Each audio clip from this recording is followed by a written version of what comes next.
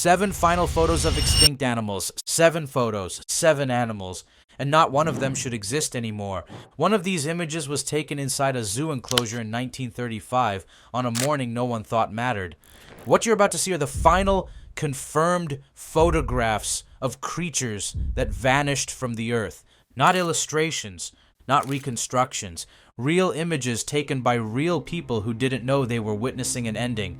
Some of these photos were understood decades later. Others still feel unfinished.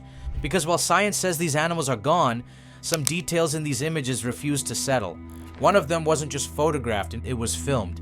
Number 7, Thylacine. The image looks ordinary at first. A striped animal pacing inside a concrete enclosure about 4.5 feet long, roughly the length of a large dog crate with a stiff tail dragging behind it. But this isn't just a photo.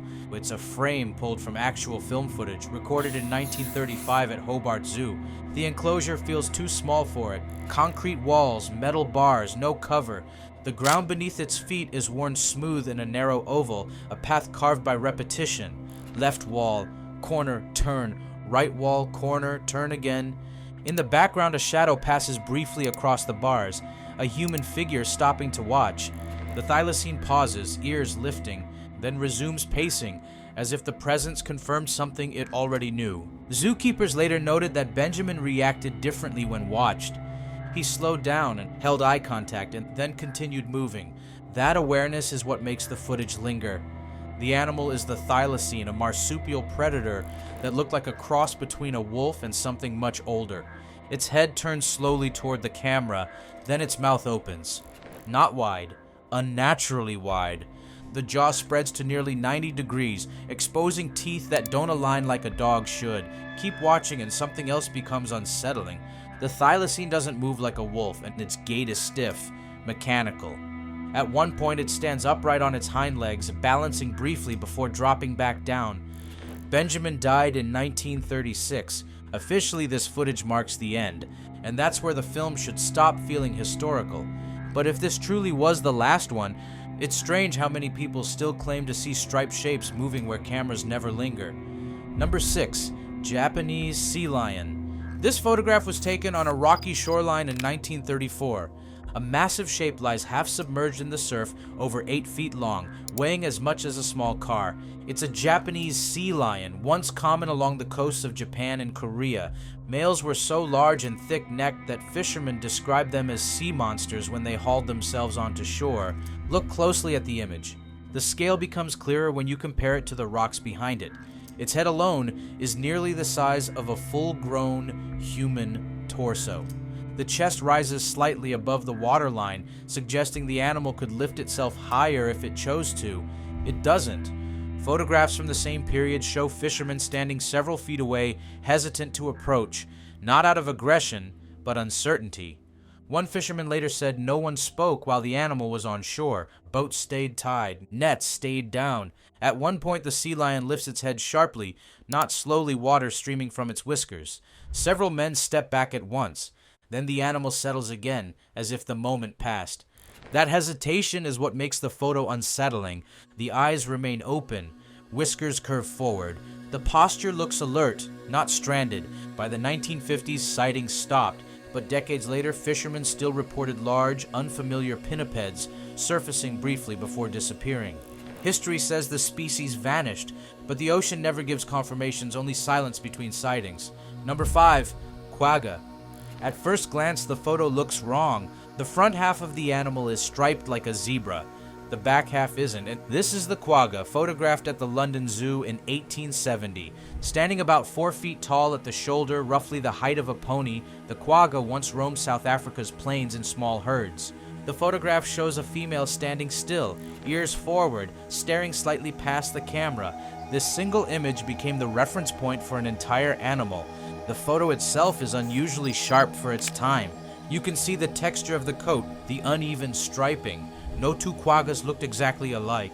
Caretakers described the animal as calm but distant. It rarely interacted, it stood apart, watching. Visitors reportedly lingered longer in front of this enclosure than any other. Not because it moved, but because it didn't. And that's the moment the photo stops feeling scientific. By the time scientists realized the quagga was distinct, it was already gone, hunted for meat, hides, and because farmers viewed it as competition. The last one died in 1883. Later DNA testing revealed something unsettling. Scientifically, the quagga wasn't a separate species. It was a subspecies of plain zebra, but emotionally, that discovery made the loss worse. Because it meant extinction didn't erase a form of life, it erased an identity. Today, selectively bred zebras exist that look nearly identical. The animal in the photo is gone, yet versions of it still walk the plains, close enough to make extinction feel incomplete. Number 4. Carolina parakeet. This photo is quiet. A small parrot perches calmly, head tilted slightly to one side.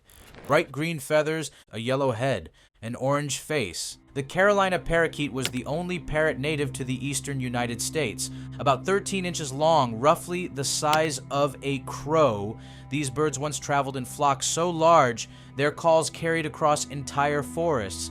The image shows a bird named Doodles, kept by a Smithsonian scientist. The bird looks relaxed, balanced, healthy. That's what makes the image unsettling. This wasn't a creature clinging to survival. It was present, ordinary. Researchers later noted how quickly populations collapsed once decline began, entire flocks gone within a few seasons.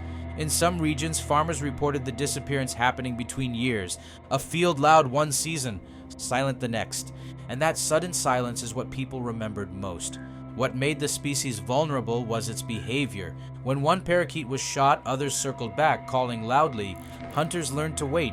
The last wild bird was recorded in 1904. The last captive bird died in 1918. What vanished wasn't just a species, it was a sound that once filled entire forests. Number 3. Tarpan. This photograph shows a horse standing alone. Short ears, thick neck, a dark stripe running along its back.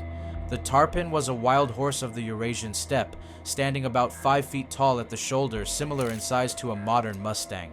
The animal in the image was captured as a foal in 1866 and photographed in 1884. Look at the stance, the legs planted wide, hooves angled outward, a posture common in animals used to uneven ground, not stables. Handlers recorded that early captive tarpans resisted rains, lashed out unpredictably, and refused confinement. Its body mass was dense, heavier than it appeared, closer to the weight of a compact motorcycle than a riding horse. By the time this photo was taken, wild tarpans were already disappearing, and that's the detail most people miss. This image may not show extinction, it may show displacement. As wild herds were hunted and pushed into shrinking ranges, tarpans interbred with domestic horses. By the time scientists documented them properly, the wild version could no longer exist. The photo doesn't record a death, it records containment. What's missing from the frame is space. No horizon, no distance. A horse built for migration, reduced to stillness, a wild animal still breathing, already living inside its own extinction. Number 2, laughing owl. This image is easy to miss. A medium-sized owl sits low to the ground, eyes wide, expression almost startled.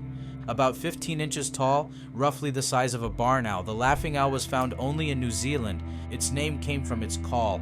Witnesses described it as human-like laughter echoing through forests at dusk. Unlike most owls, it hunted on the ground and even during daylight. The photograph shows the bird where it hunted, body low, legs bent, posture forward. Its eyes appear oversized for its skull, fixed and alert.